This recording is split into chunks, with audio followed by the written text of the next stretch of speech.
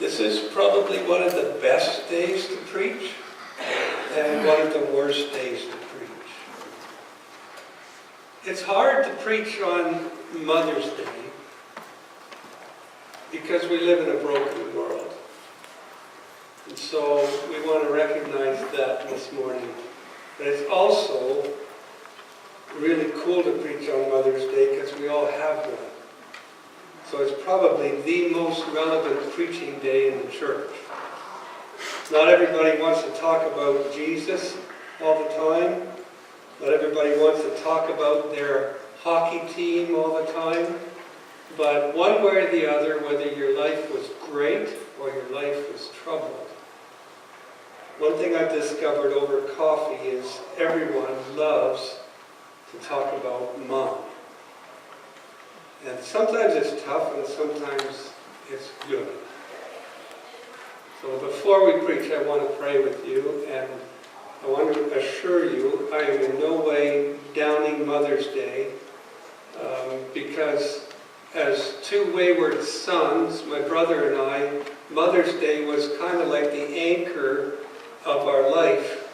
It reminded us, call home, you bonehead, and say hi to Mom.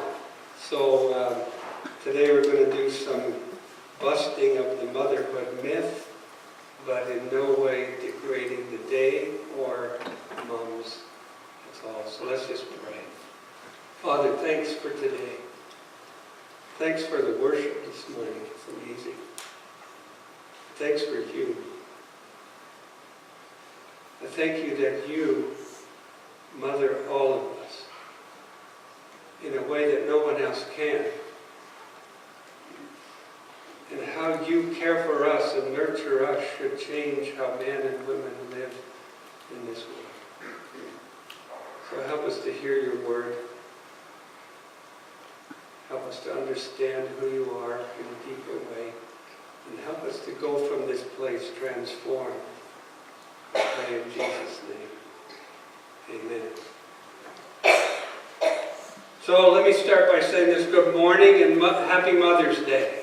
And you can receive that however you are and wherever you are, but this is a good day. The Lord has made this day for His purpose, and I intend to thrive in it. I'm missing Sandy a little bit this weekend. She's in BC, in Mission, BC. And whenever she's away, just so you know, we don't send her away. We're not happy she's away. We feel like we're missing part of us. So I got up, got all my stuff ready, got my breakfast, get all dressed, I get in the car, and I have everything, but I still feel like I'm missing something, and I'm looking around the car. And then I realize I'm missing her. So pray for her as she speaks in Mission, BC this morning. Let's be honest that no Hallmark card and no Mother's Day event can adequately sum up what Mother's Day is all about. If you find that card, let me know. I will buy 10 of them and store them up for the next 10 years and mail one to my mom each year. But whenever I phone my mom and I say, hi, how are you doing? The first bit is always the typical, I'm okay, my bones are aching, and those kind of things. And then about an hour after that, we talk and we cover everything that moms and sons should cover. But it hasn't been easy. So let me start by introducing you to the moms in our world. For the ladies who were here, whatever day it was, for the luncheon, you heard about Sandy's mom, and I'm trusting Bob, you put up there whatever you want. I'm just going to carry on, okay? This is Sandy's mom. She passed away about 10 years ago, and in March.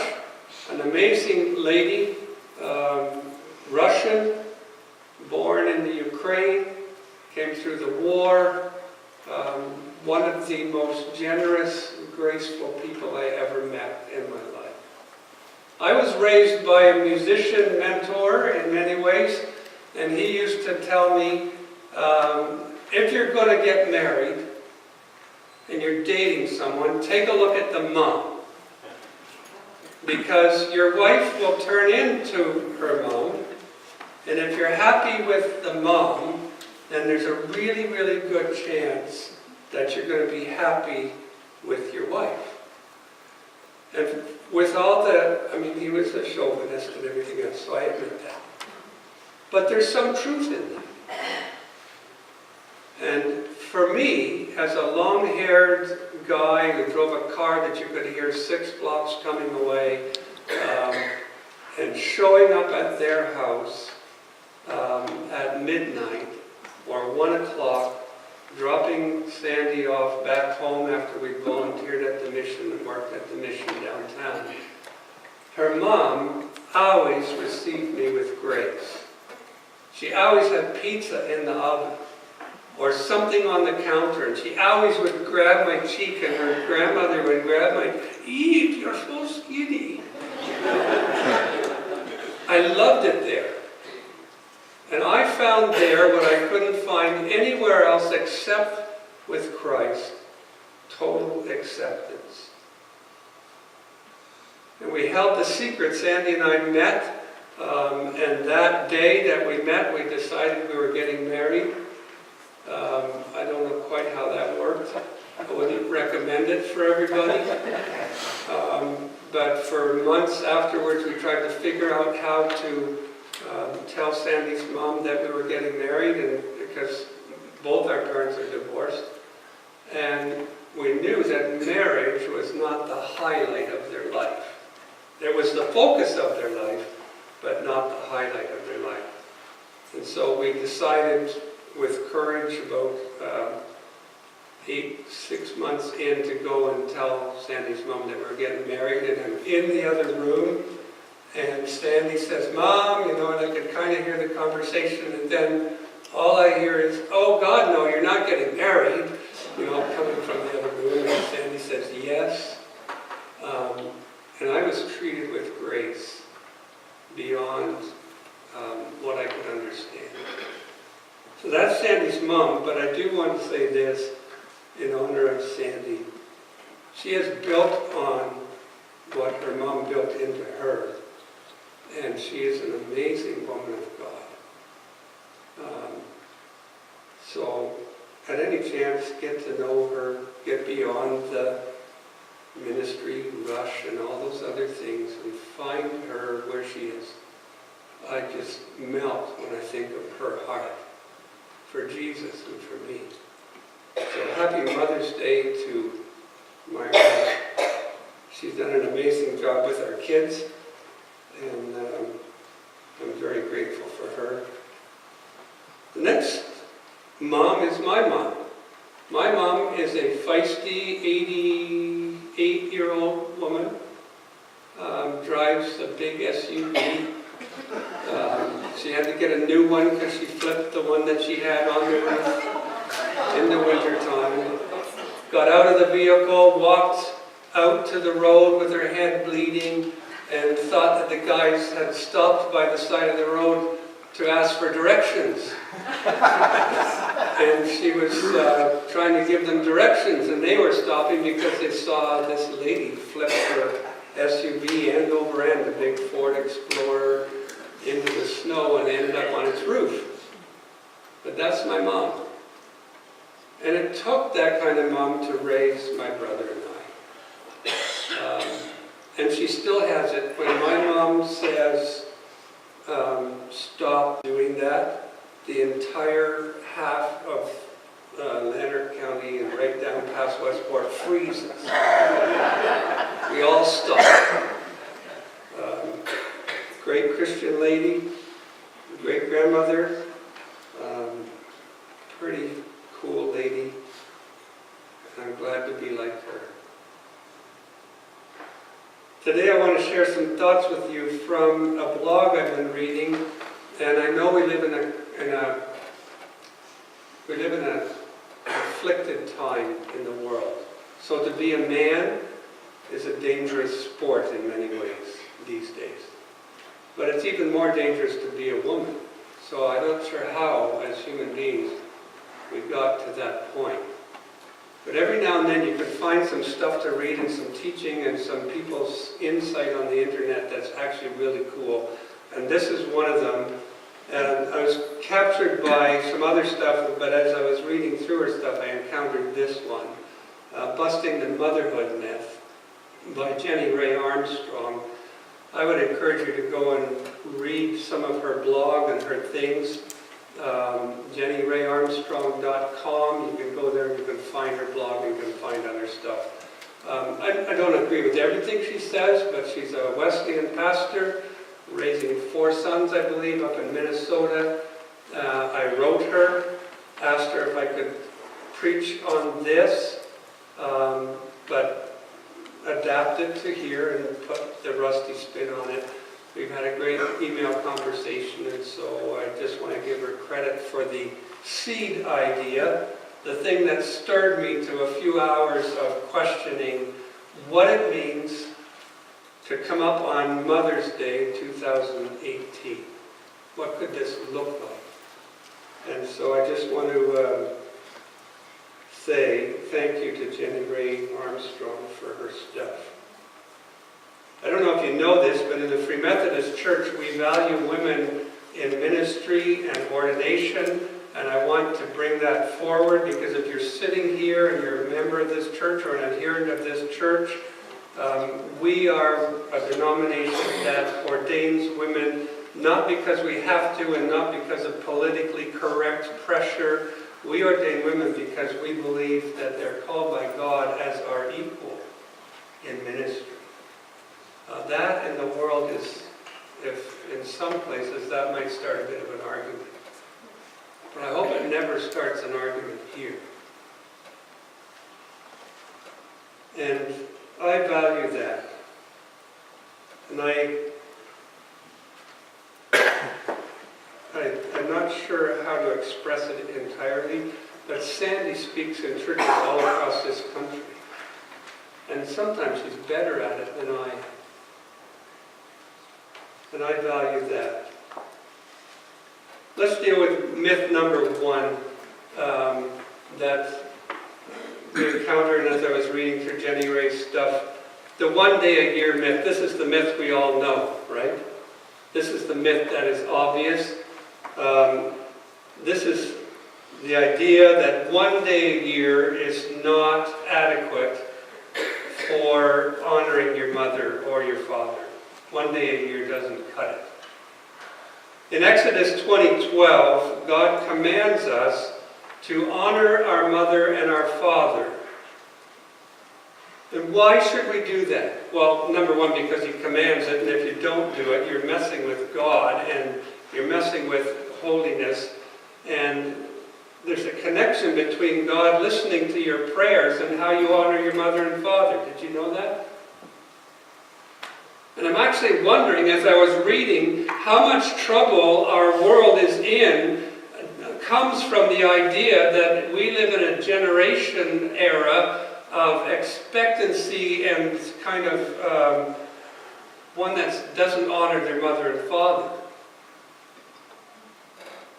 And if you have a generation of people that doesn't honor their mother and father, you have a generation of people whose prayers are not being heard by God. How can anything get any better in that kind of world? But I want to pay attention to a couple of things. Honor your father and your mother, that your days may be prolonged in the land which the Lord gives you. Key phrase, in the land. We live in Canada. If you want Canada to be blessed, if you want the prayers of your family and your community to be heard by God and change the world that you live in, start with this command. Cultivate an attitude that honors your mom and your dad with gratitude. Now, you may be sitting there going, well, I didn't have a mom. I never knew my mom. Or you may say, I didn't have a good mom. Or you may say, I had a tough relationship with my mom. Or you could be sitting here saying, I had the greatest mom in the world. It doesn't matter where you're coming from. The command is the same. Find a way to honor your mother and your father. And it may start with a practical thing. Hear their story. People who are adopted and don't know their mom and dad, I encourage them gently to sometimes go and seek out the story of their birth mom.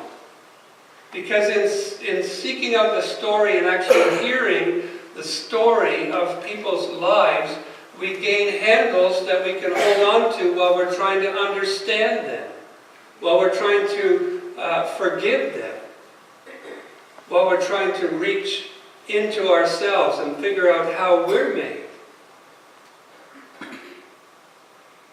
So in my family, my grandmother was an alcoholic who beat my dad. And my dad had to be rescued from her. He was rescued by another alcoholic who was only a little less angry when he drank. But my grandmother had left Scotland, coming to Toronto, not knowing that my grandfather had tuberculosis and would not be allowed to leave Scotland, and he died there, and she was here pregnant with my dad, and she hated him. If that was the end of the story, I would be able to write a great book about that.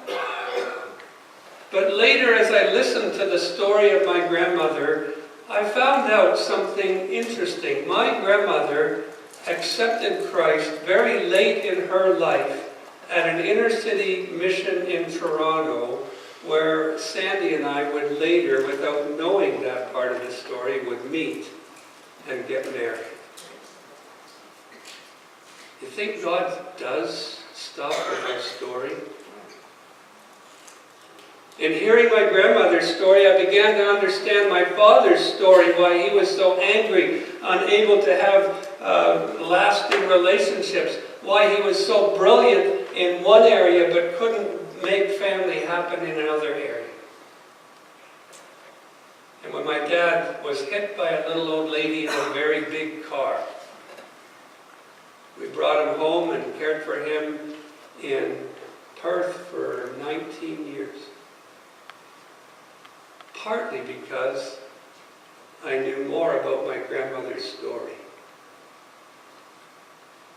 Partly because when Sandy, when her dad was sick in Edmonton and her mom and dad were divorced, her mom invited her dad, who she hadn't seen in years and years and years, to come home and live in the room in the garage.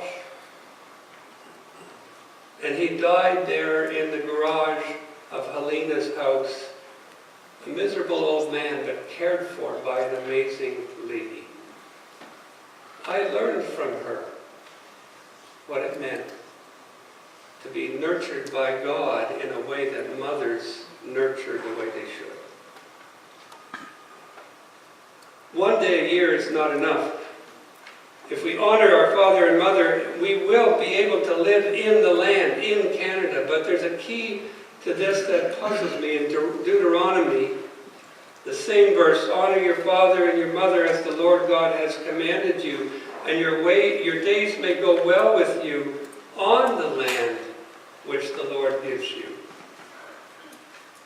It's a different twist to the command, and it promises something different. It promises that as you manage your own life, are any farmers here who are itching to get on the land this time of year and reap the blessing? This time of year, my grandfather would take me out. He would reach down, he'd grab the soil, we would smell the soil and get right in there and rub it around and decide what we're going to plant and where we're going to put it. And in the background, my grandmother would be calling, Fred, Fred, don't make the porridge lumpy. Don't let the boy get dirty. You know, all those things that mothers and grandmothers yell at us. I want you to live well in the land and on the land. And I want to encourage you that the one day a year myth should be broken and the command should be kept. Why? Because God loves something that I call lifelong honoring. Do you know how many days there are? One day a year honoring stuff? I made a little list. I found some. Here's some. Garlic Day. Strawberry Day. Beethoven Day. Next week is Victoria Day, and if you don't like the Queen, you can have National Patriots Day. Not sure if that's the football team or the U.S. citizenship. In June and July, we'll have Father's Day, St. Jean-Baptiste Day, Founders Day for Newfoundland, half an hour later. And Canada Day, and National Aboriginal Day, and Nunavut Day, and Royal St. John Regatta Day, and British Columbia Day, and on and on and on. But what if we got up in the morning and it was his day? What if we got up in the morning and said, Father, thanks for my mom and dad. I don't know my grandmother. I never met her. I hardly knew my dad. I got to know him later in his grumpy, gray-haired, injured years. He wasn't nice. At least not to me. But thanks for him anyway. Because when I go and I stand in front of the mirror and I look in the mirror, I see a man of God who doesn't beat his kids. I see a man of God who's still married. And I'm surprised it's me. So thanks for my mom and dad. Thanks for their story. Thanks for the molding it gave me in my life. Thanks for the character. And out of that character, thanks for the hope. Because on days when your story is really crappy and on days when there's nothing going right, can you say crappy? Anyways, I already said it. You have nothing left except hope. You have nothing left except the story and how it intertwines with the story of Jesus Christ. Matthew 15, 1-9, I won't read the whole thing, but just the first 5 or 6 verses. Says, then some Pharisees and scribes came to Jesus from Jerusalem and said, why do your disciples break the tradition of the elders? You can hear them coming, they're attacking. For they do not wash their hands when they eat bread. And he answered and said to them, why do you yourselves transgress the commandment of God for the sake of tradition? For God said, honor your father and mother. And he said, he who speaks evil of father or mother is to be put to death. Did you know that? Dissing your mom and dad is a serious offense to God. But the scribes and Pharisees were saying something like this in their religious thing. They were saying, whoever says to his father or mother, whatever I would have given you, or whatever I have that would help you, has been given to God. So the implication is, I gave my stuff to God and I'm not helping you, mom and dad.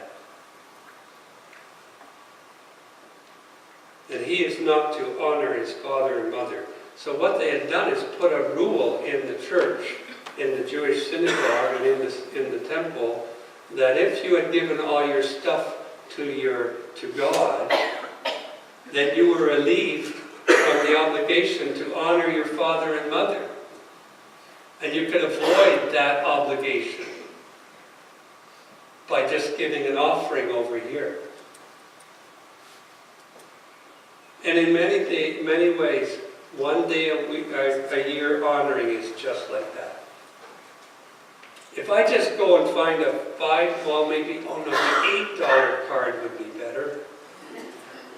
Well, no, you know what, I'm going to lay it up there, the $9 card plus tax. And flowers. And chocolates.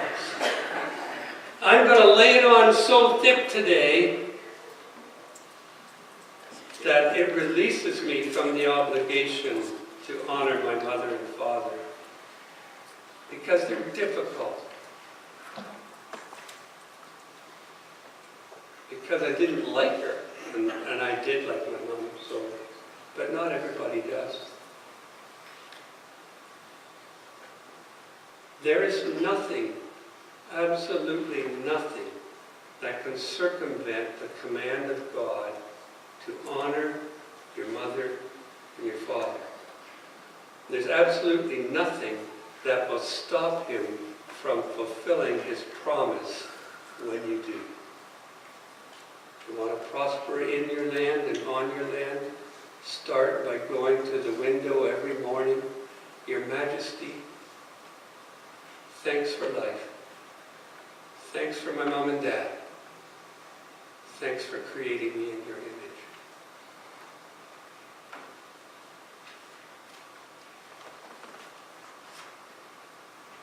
Myth number 2 is a little harder to break down. Myth number 2 is the one that we create in our head that says Mother's Day is a painless day. It's not. Even if you had the perfect, amazing mom and she's not here, you will have pain today. I can only imagine Sandy's heart today. She's away. Her kids are scattered. Her mom is gone. And all she has left is Jesus and me. And there's times when I go, it better be Jesus. This is a painful day. And quite often I hear people express it different ways, but we all know this. This is a broken world, and Mother's Day can be deeply painful. So I want you to remember each other. I want you to be sensitive as you go through this day, as you go into McDonald's, as you go to the store, as you do your thing today. I want you to get your antenna up and be sensitive to each other. Listen for stories, listen for grace, and be grace. Because today can be a painful day. Go to your neighbors. Go 5 doors on each side of your house and 10 doors across the street. And just simply go over there and say, good morning, I'm just home from church and I just want to come over and I want to say, Happy Mother's Day to you today. And I know that may be painful. I don't know your story, but Happy Mother's Day. And then listen. And they will tell you their story. In past life, we used to take flowers to everybody in the neighborhood on Mother's Day. Maybe we'll do this next year. We potted about 600 plants. We gathered on Mother's Day on Sunday morning, and we didn't do Sunday school, and we didn't do church till we got back. We took all the flowers, and we went house by house by house by house, took the flowers to the house, said, Happy Mother's Day. God loves you, no matter what your story's like. We had every type of response. I remember one very sweet lady came home back to the church and her face was red and she was flustered and she was upset because when she went to the door and handed the plant to the guy who was there at the door, he goes, I don't want your flower. And there's no Mother's Day here. And slammed the door in her face. So she stood outside that fellow's house, holding a potted pansy, and just prayed for that fella and that house. and came back to the church, and she felt useless because her mom thing had kicked in, and she was an amazing mom to all of us. And she said, well, he wouldn't let me love him. But she was present in his life for a brief moment. It can be a painful day. Can I encourage you to reach for understanding? Listen for stories. Get on the phone. Phone your mom. Whether you've been fighting for 40 years or not. Just say it's time to end the fight. Somebody's got to surrender. And it might as well be us. Because when you surrender, grace happens. And love comes. I remember I fought with my mom for about 5 years one time. And after 5 years, I couldn't remember what we were fighting about. And we were talking about my dad, which was usually the source of fighting in our house. And she said something like, well, when he asks me, then I'll forgive him. And I didn't say it very nicely, but I said, look, forgiveness comes before we ask. I don't know if any of you who were just there before the cross and in Jesus' life and said, when you go to the cross, would you forgive me? He went to the cross before you ever dreamed of asking for forgiveness. So start with that principle. Some people may never ask for forgiveness. Offer it anyway. Cultivate gratitude and forgiveness in your heart. And I promise you, God will keep his promise about how you honor your father and mother. Psalm 27:10 is my life. Well, Psalm 27 is my life passage. Psalm 27 is my life verse.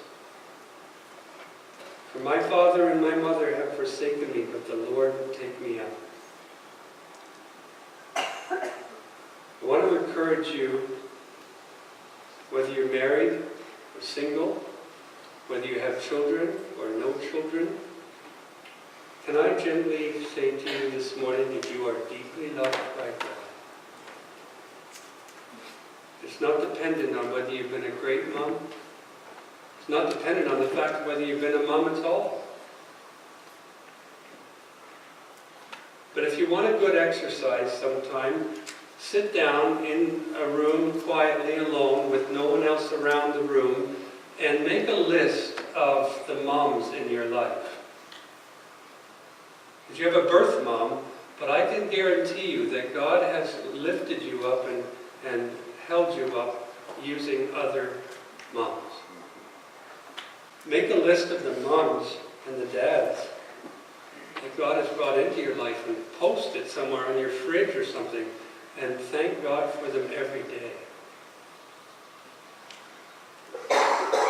Myth number 3, very quickly, and we'll finish probably with this.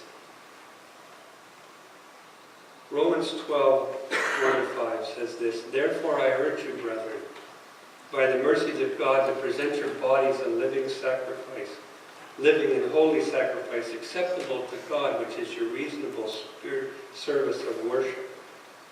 And do not be conformed to this world, but be transformed by the renewing of your mind, so that you may prove what the will of God is, that which is good and acceptable and perfect.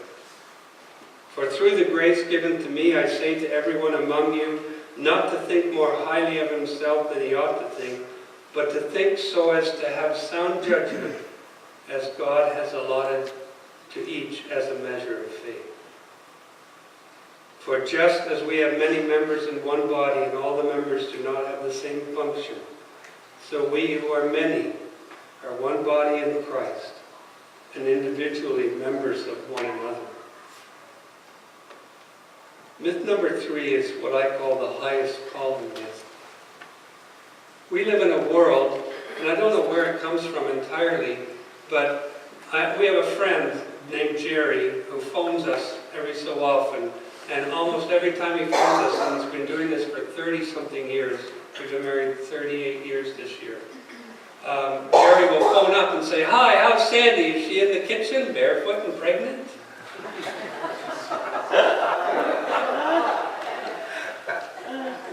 Sandy, it's for you.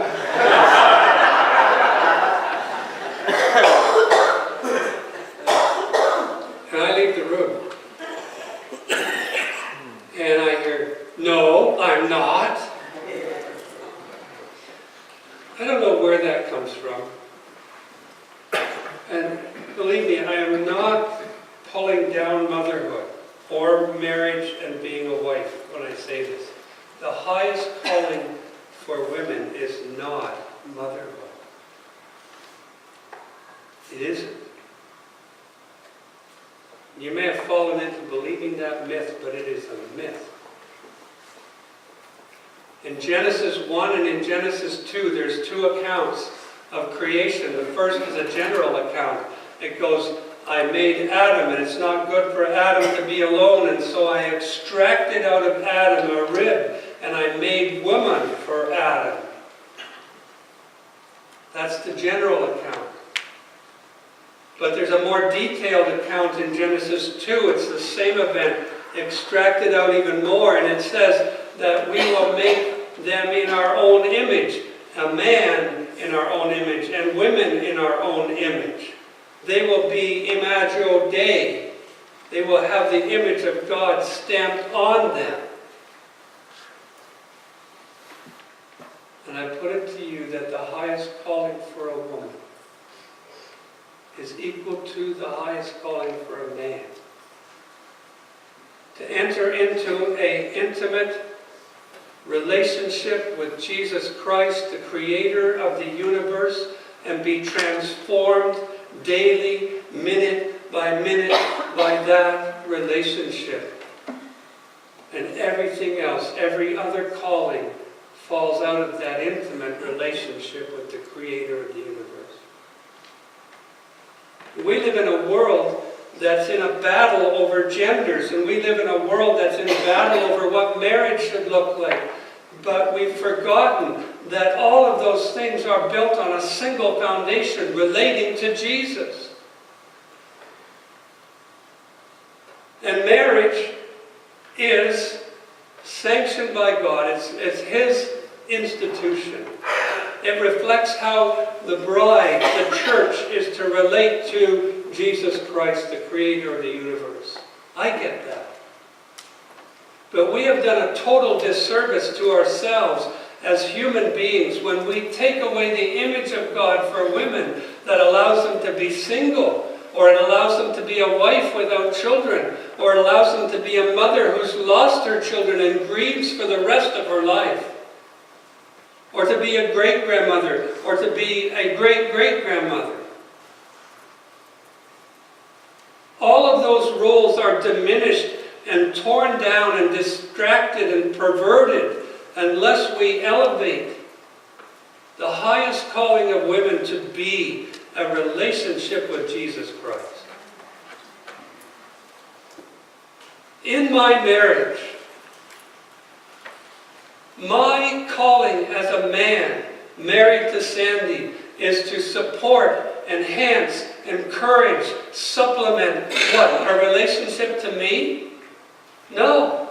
Her relationship to Jesus Christ. I lay down my life not for her to get up and make coffee for me. I lay down my life so she could get up and worship Jesus Christ freely, wholly, confidently, created in His image beside me. Do I do it perfectly? No. Do I do it well? No. It's more to her credit and her relationship with Christ that we've been married 35 years. I don't honor her because she's the mom of my children. That comes, and that's there, and that's part of it, but that is not the foundation of it. And we have to understand that everything else is an imitation of those holy things without Jesus Christ at the center of them. And when we as Christians find ourselves in a world where 50% of our marriages, our households, are broken by divorce, we should stop dead in our tracks. We should reassess how we honor each other in our relationships with Christ. And we should start rebuilding our value systems based on what God's Word says. If we don't, we will be entering into marriage with the idea that this woman is created to be my helpmeet and satisfy everything in my life. Or this man is marrying this woman to be her everything.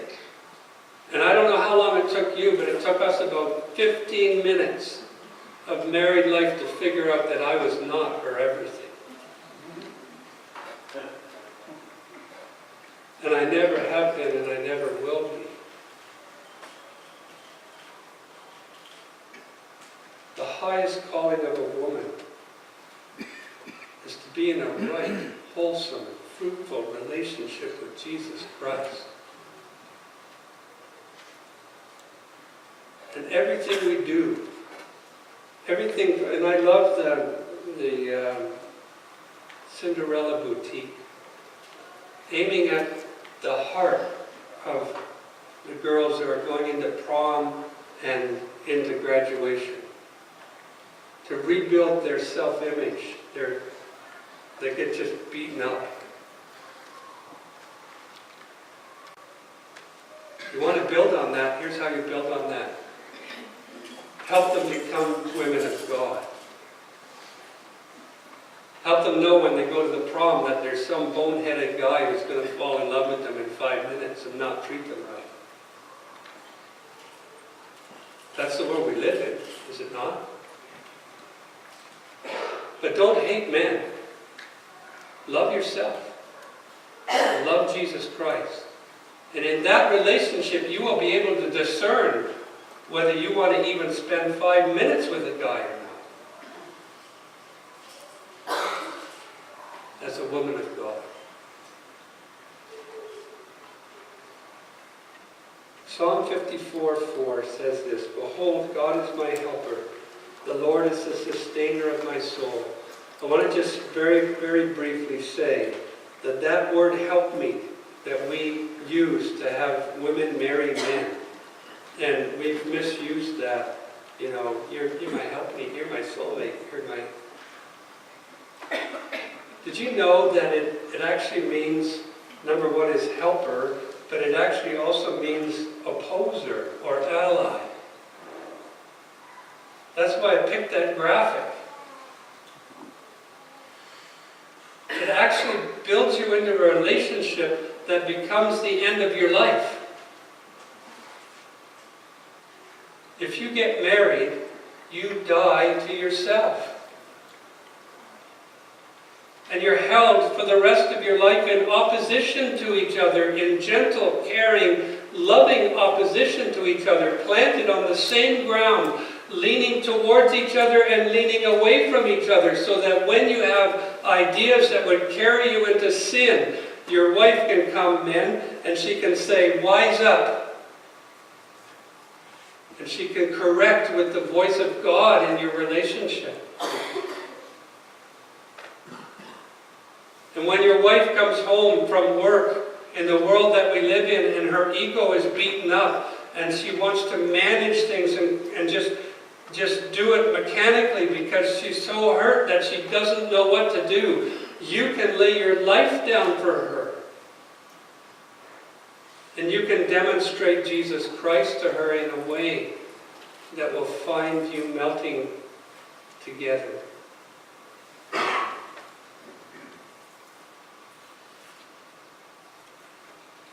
It's not politically correct to address some of these issues.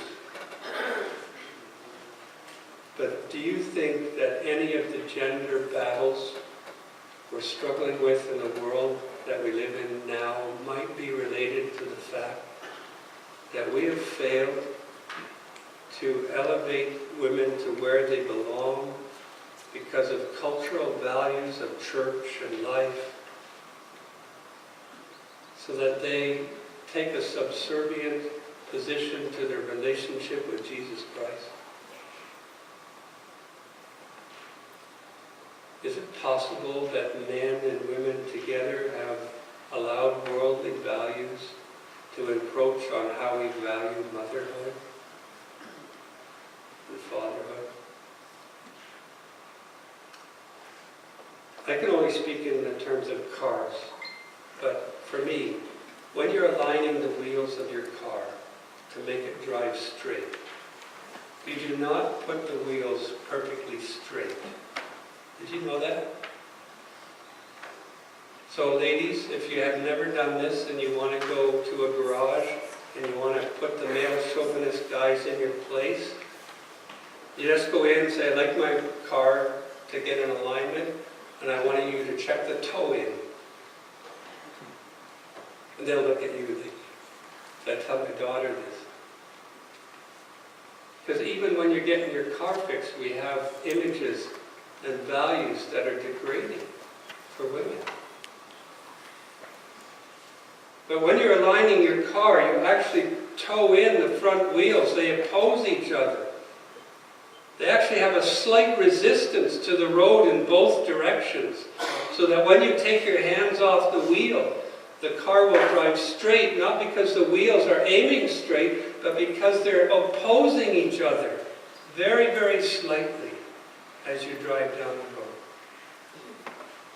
You want to aim straight and keep your life between the ditches? Find a partner who will gently oppose you in a loving way and keep you on track.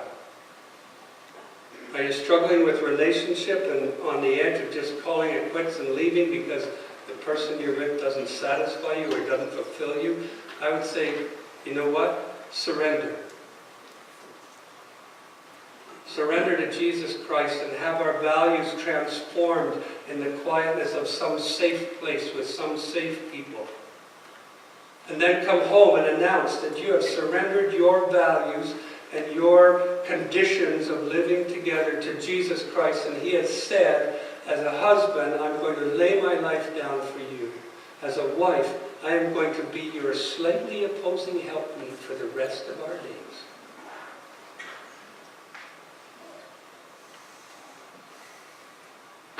There have been days at our house, and I'll be very honest with you, where at some points under deep stress in our life, and especially when we lost a baby between Chris and Katie, Sandy and I didn't think we would make it. We were angry at God, we were angry at each other, we were trying to fix stuff that we didn't know how to fix. We had no example, because both our parents were divorced. And then one day, God really spoke to me. He said, just go home and surrender. Give up the fight. I didn't even know what I was fighting for. I went home, and I just cried, and I went to Sandy, and I said, I've really blown it. I was living by values I didn't know, and I was trying to build something I didn't understand. Can we just do this with Jesus for the rest of our life?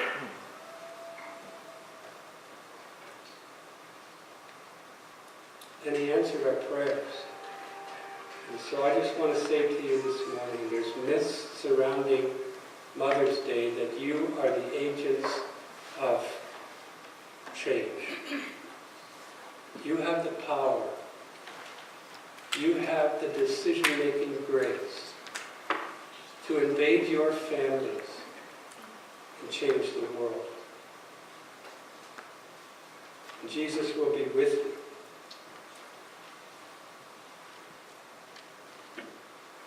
It's the highest calling of every human being to have that right relationship with Jesus Christ. In this transformed awareness of being a woman, primarily called to relate to Jesus Christ, her successes and failures in all other areas of her life will fall into perspective. Her self-doubts as a person, as a wife, and as a mother can all be taken back to the source, to Jesus himself. Her character can finally truly speak into this community. So as you wrestle with motherhood, I'd like to invite all the women, girls, moms in the congregation to stand up. The men, you can just stay seated.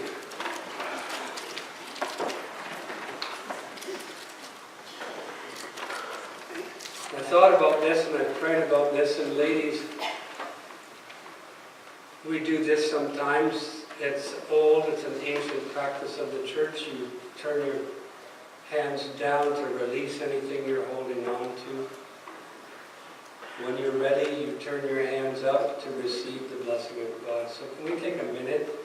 And can you just quietly pray for the women around you? And ladies, take time to just let it go. You may be young and going, I don't know if I'm going to do this. I don't know if I can stand what the world is bringing women.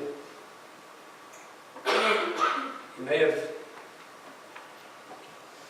had a lot of experience as a mom and wife and grandmother. But because of your experience, your story has been told with a bias, with a bitterness, with an anger.